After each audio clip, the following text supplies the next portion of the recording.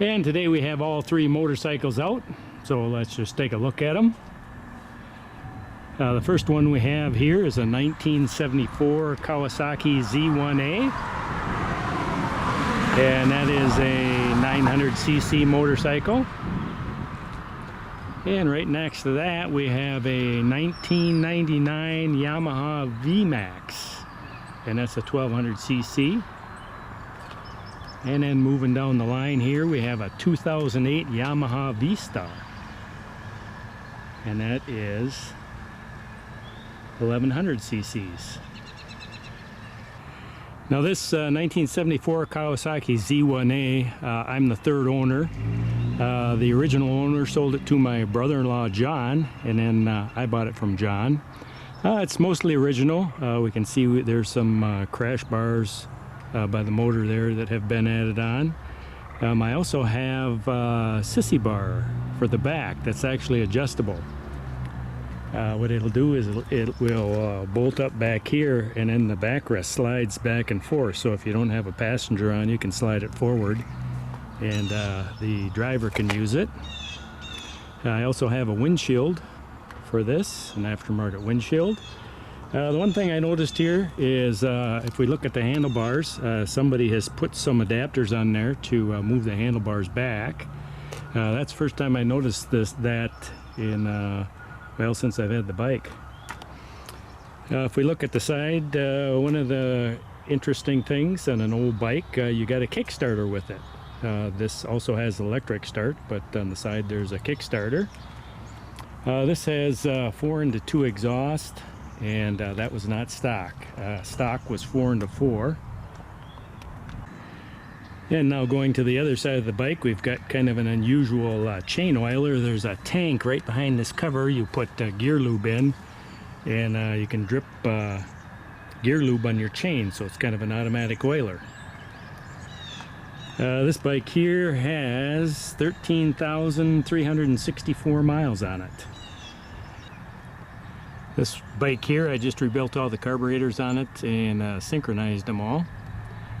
So this bike goes pretty good, runs pretty nice. And the bike I have next to it is a 1999 VMAX, Yamaha VMAX. And this bike is pretty stock here.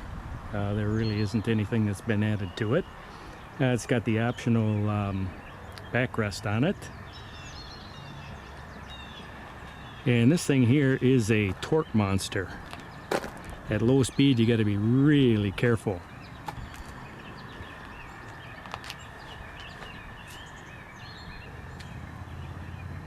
And this bike here has 9,362 miles on it so far. This one here, I just put a new rear tire on. Both the Yamahas I have are shaft drive. The Kawasaki is chain drive.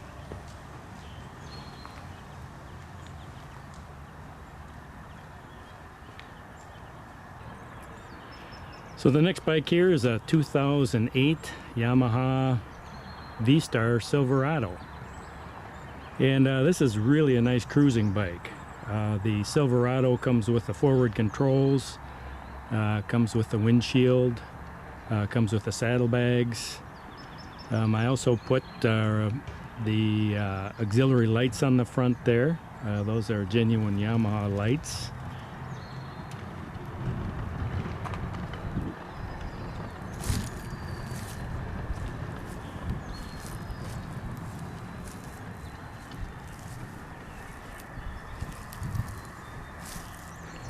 And the Silverado edition has kind of a little bit different front fender on it, and the rear fender's a little bit different on it.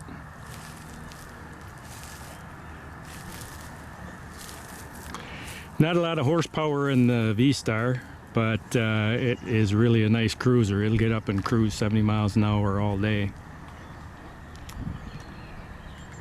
VMAX, that is a gas hog. If you're looking for fuel mileage, this isn't the bike.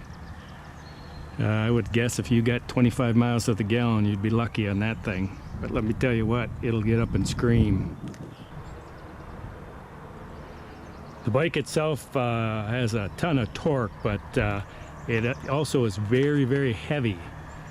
So if you're going to use the horsepower, you want to use it in a straight line.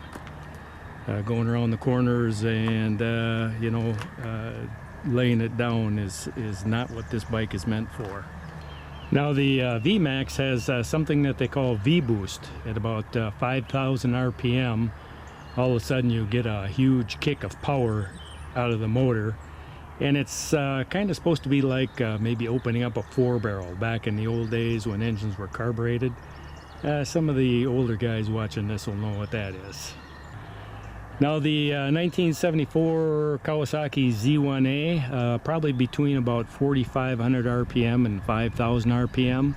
At full throttle, this thing will just get up and go. This thing will pull hard all the way to the red line. Unfortunately, the center of gravity is real high on this bike, and the brakes leave a huge amount to be desired. So I can see how a lot of guys probably crashed these things when they were young.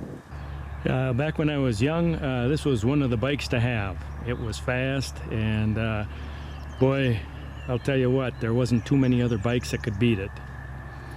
With the Yamaha VMAX, there wasn't a huge amount of these on the road. I remember growing up, I never really saw a lot of them. It's kind of an unusual bike, but it's pretty cool. You either love them or you hate them. And then the V-Star, just a nice cruiser, reasonably priced. If you just want to get on the road and see some sights, this is a perfect bike for that. Not a lot of horsepower, but it will get you down the highway at 70 miles an hour without an issue. When I'm cruising, I really like the forward controls. It's comfortable in the legs, and the engine heat. During the summertime as you're going down the road, the engine heat isn't too bad. The VMAX, once the VMAX heats up in the summertime there, all that heat goes right onto your lap there. So that is a bike that is a pretty warm runner in the summertime. The Kawasaki is not really a cruiser, it's just fun running around town with it. So all three bikes are carbureted, there's no fuel injection here, and all three bikes are fun in their own certain way. The Kawasaki is kind of nostalgic. I grew up when I was young with bikes like this, and let me tell you what, we had a blast on them. The VMAX, if you just want to get out on a weekend or something like that and cruise around town or something like that, and maybe scare a couple Mustangs out there, maybe a Camaro or two, that's a good bike for that. Although if you get a sport bike, there's no way this will keep up to a sport bike. And then if we move over to the V-Star here, the V-Star is just a cruiser. I actually traded in a 2008 CBR 1000RR for this bike.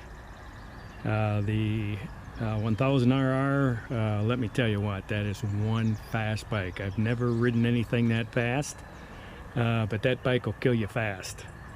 So decided to trade that in and start doing a little cruising instead. So that's kind of my collection of bikes, and let me tell you what, they bring a guy a lot of fun. Usually when winter is done, you can't wait till the snow is gone and you can get out on the road and do a little riding.